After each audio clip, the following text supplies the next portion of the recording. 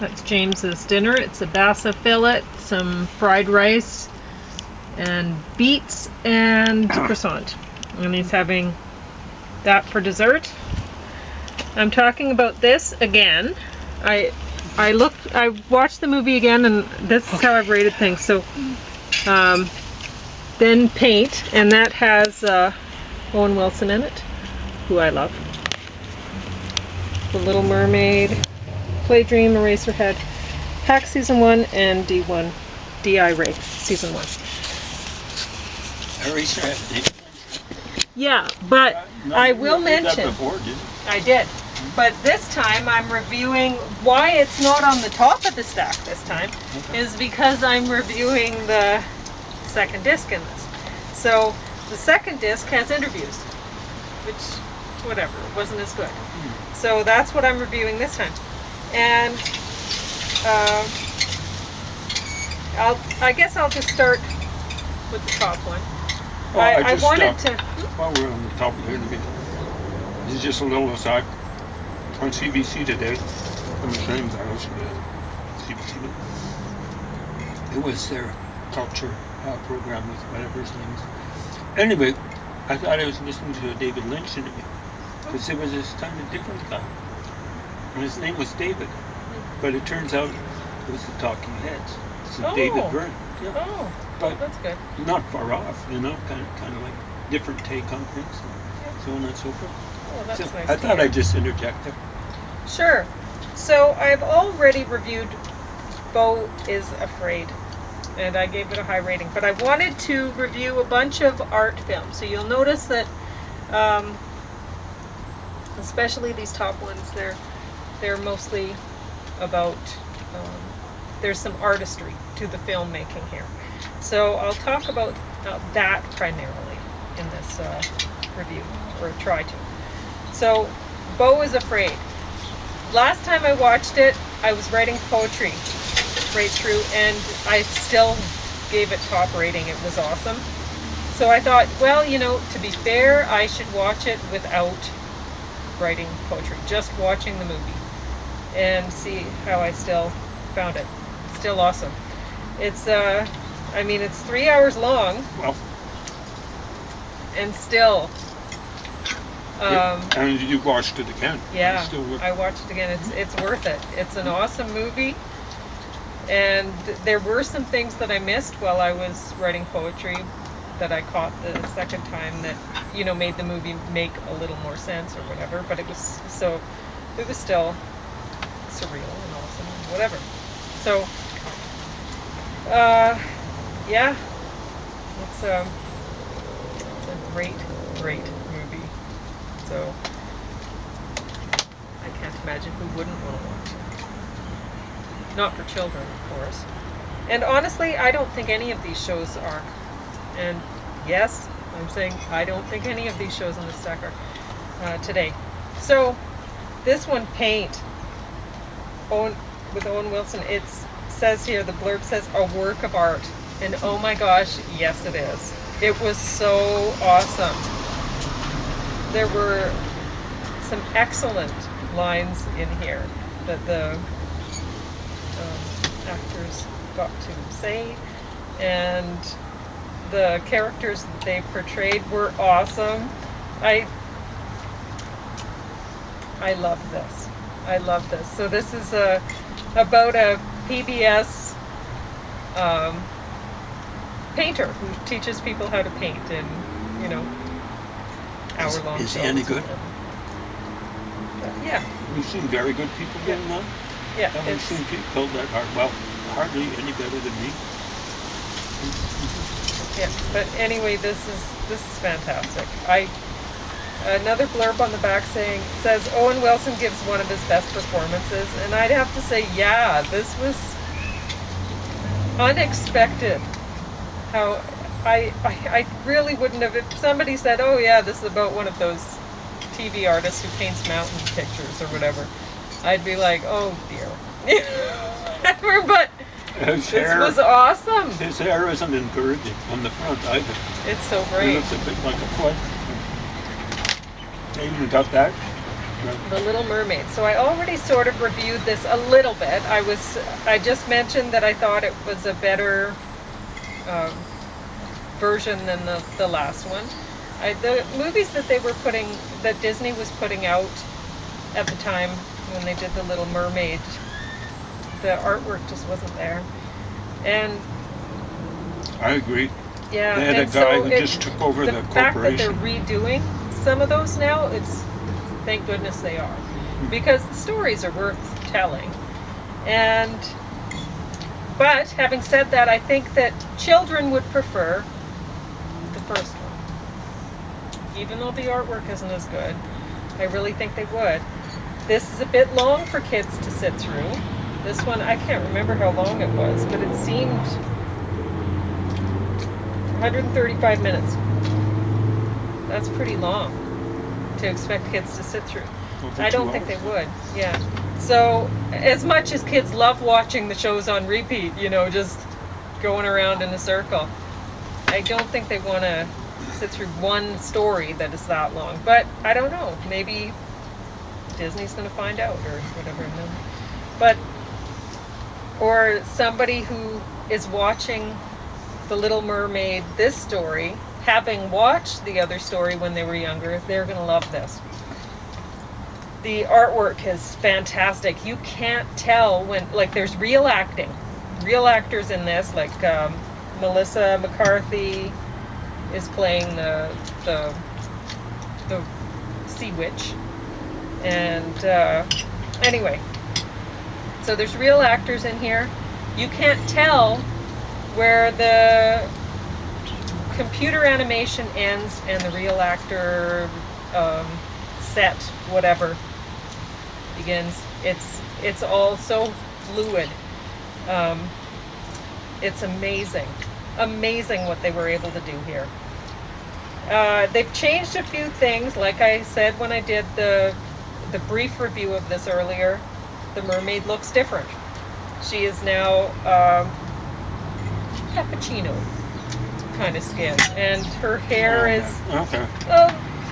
they're like the sea witch calls her red, but not really. It's not really red. It's reddish. Lovely. She's a lovely girl. A lovely mermaid. Either way. But I don't know. They were really leaning hard into the whole multiculturalism with this story, which was a little bit. I don't know. They were trying to make that more of the story than the story itself. And do you need that in a kid's story? Honestly, like the way her sisters, I found it interesting that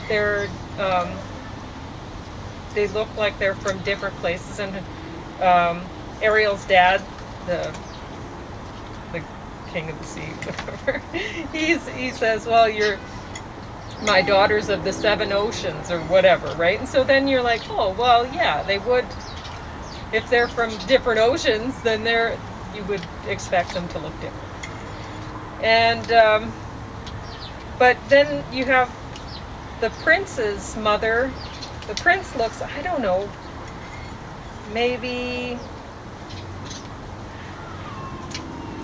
Irish or something, and his mother looks like she's from Africa.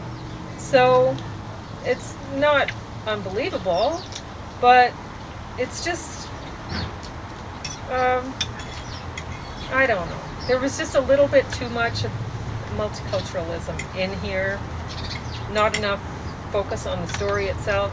And since this was aimed at an older audience, that's how I take it, because I don't believe that I would have enjoyed this when I was a kid, but I do now. I don't know why they couldn't lean back more towards the original story with the sea foam and stuff like that. Just maybe a happy ending instead or whatever. But I don't know why that couldn't happen if it's for an older audience. But anyway, who am I to criticize Disney? They know what they're doing. So, They do now. Yeah. For a while there, they were really not. You're right. Yeah. And there's another thing. Sebastian wasn't he a lobster the first time? This time he's a crab. I don't Oh. know that it matters. Well, And now that I'm older, I'm listening to the lyrics and I'm like, well, Under the Sea has a really catchy tune. And Darling, It's Better, Down Where It's Wetter is great. But there's a lot of lines in there that are absolute junk. And I expect better from Disney. yeah. I don't expect better from them back when they made this original show. But tweak those lines. Come on. You don't float underwater. Like the floating underwater thing, it's like above the water, right? You float on the water, not under the water. So that didn't work for me that much. And what was another line in that song that didn't work? I can't remember.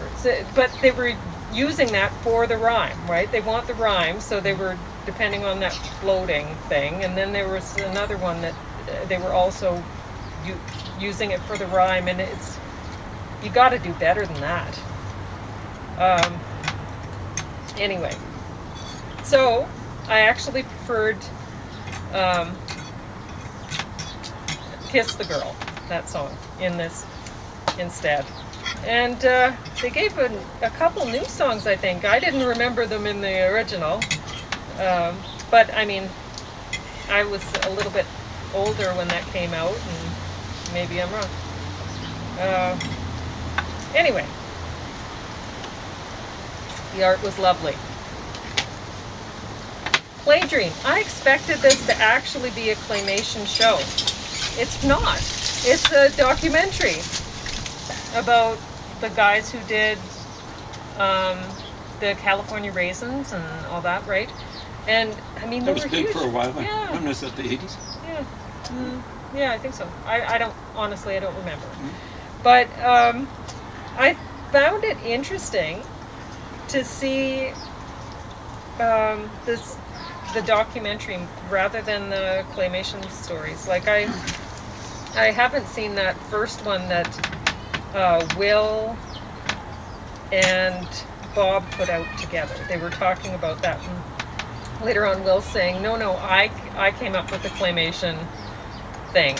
It wasn't Bob. And it's like,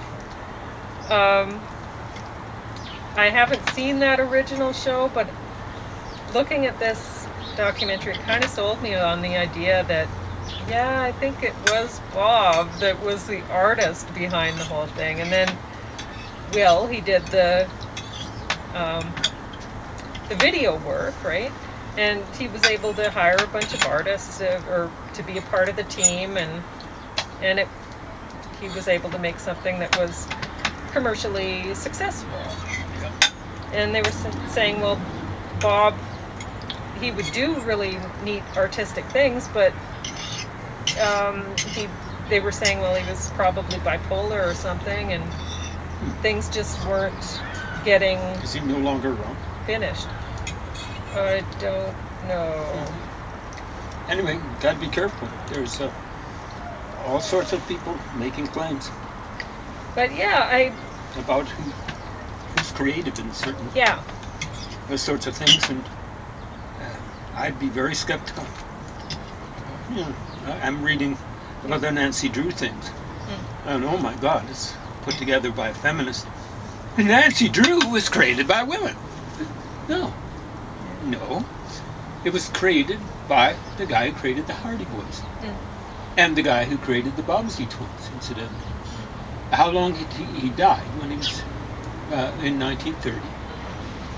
Just as Nancy Drew was being put out, but he's the one who dreamed the thing up.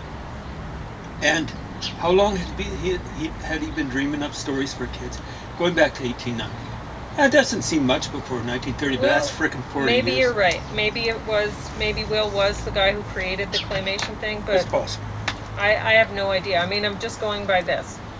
And honestly, when the California Raisins were popular and all that, I was like, well, aren't they just a commercial? Why are people so into this, you know? Like, I didn't understand. I never It just seemed, understood it, but yeah. some people really But- like commercials. You don't mind Exactly. commercials, right? Some people are really into commercials. And that was a time when people were really into commercials. So, Well, the 80s were that Yeah. way. It was a very commercial era. Mm-hmm. Not very pleasant for people like me, but All right, so I'm going to talk about my notes from Disc 2. That's and the booklet. I just was wondering how old Jennifer was when Eraserhead was started. I'm going to have to look that up. This movie seems like a kind of autobiography of Lynch at the time. But, I mean, he wasn't working in a factory. I guess he was delivering newspapers between takes, which is interesting, right? That's how he was making, or trying to make a living while he was doing this, because this movie took him a long time to make. The first interview was all right, 1979. 1997 interview was good. The documentary that came after that was good. That one was 85 minutes long, if I remember correctly. And he says it all came from Philadelphia, a place of fear, he thought, the story. So, yeah, that was neat. And I'll read a little bit that I found interesting from did he live in Philadelphia? Is that what he said? I don't know. For a while there, Philadelphia had the highest murder rate in all the United States. Oh, well, that makes sense. It's a place of fear. So anyway, Eraserhead, this booklet, isn't only about Eraserhead. And the interviews weren't only about Eraserhead either. So it's many scenes in your films feature the failure of electricity, the faulty neons in the autopsy room in Twin Peaks, the buzzing light fittings in Dorothy Vallon's apartment block in Blue Velvet, for example. Electrical currents also seem to announce imminent danger of revelation, as in the strobe-like effect you use constantly in Twin Peaks. Right, exactly. And what it means, I don't know. Electricity becomes linked with the inexplicable. Yeah, but scientists don't understand it. They say it's moving electrons, but there's a certain point where they say, we don't know why that happens. I'm not a scientist, and I haven't talked to these guys that are into electricity, but it's a force. When electrons run down a wire, they have that power? It's amazing. How did a plug or an outlet get to be shaped that way? And light bulbs, I can feel these random electrons, hitting me. It's like when you go under power lines, if you were blindfolded and drove down a highway under those power lines and really concentrated, you could tell when they occurred. There's something very disturbing about that amount of electricity. They know these things now. A tumor grows in the head. Just because you can't see it doesn't mean it's not, whacking you. And I liked reading the booklet. Guy's a funny guy. So, anyway, there's that. I wouldn't want him repairing any of my electricity. So, Hacks Season 1. I love this actress. And it's, I didn't love the show so much. It was entertaining enough. I watched it right through. I will watch the next season.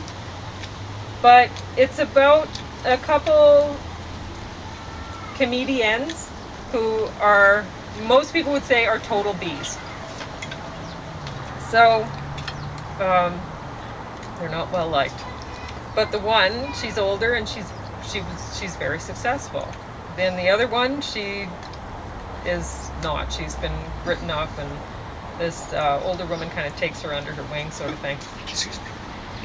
But there's the reason why it got so far down in the stack was one line that was repeated, and I don't know if it's a quote. James might know. It's quote. I'm quoting the movie. Actress saying,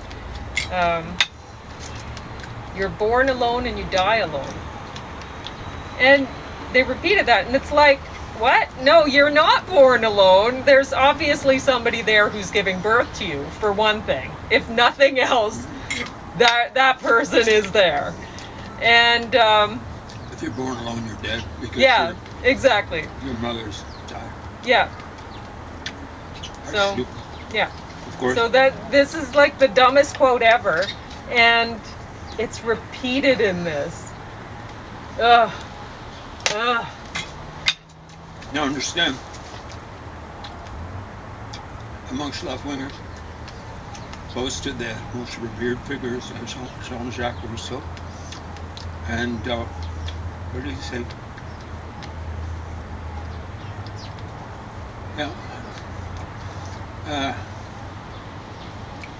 man is born free, and everywhere he's in chains. Somewhat similar, a little more sophisticated, but it's ridiculous. People aren't born free, they're dependent on some sort of parent or surrogate parent. Absolutely dependent. Oh, and I was going to mention, there's artistry in this, not just with the filmmaking, whatever, but there's some wax sculptures. Amazing. I've never been to a wax museum of like people. That'd be cool. D.I. Ray Season 1, bottom of the stack.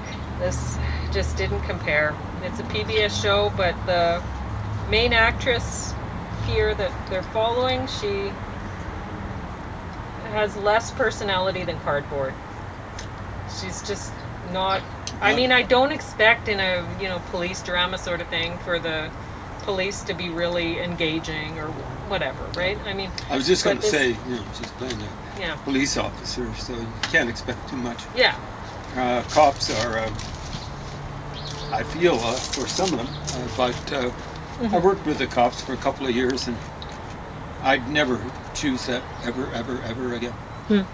So this is the picture that I like the best out of the booklet. So it's the pile of dirt on the doily with the dead stick coming out of it, and the picture on the wall of an atomic bomb going off. And I think that's a great way to end this booklet here. And that's how they end it. Huh? It's a scene from the. Oh, a bomb. Yeah, it's. I think it's the most interesting part of his apartment room, right? The tree. But others might disagree. I don't know. So David Lynch and David Byrne. Interesting. Oh, I need to get you a spoon for that cantaloupe. So do you have anything else to talk about?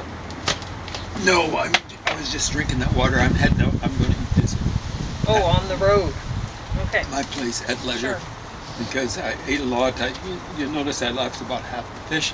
Hopefully the dogs will be able to take care of that. And I prefer if I could, but all of these lovely plants, they're going to have to go in back into the house in a couple days. Yeah.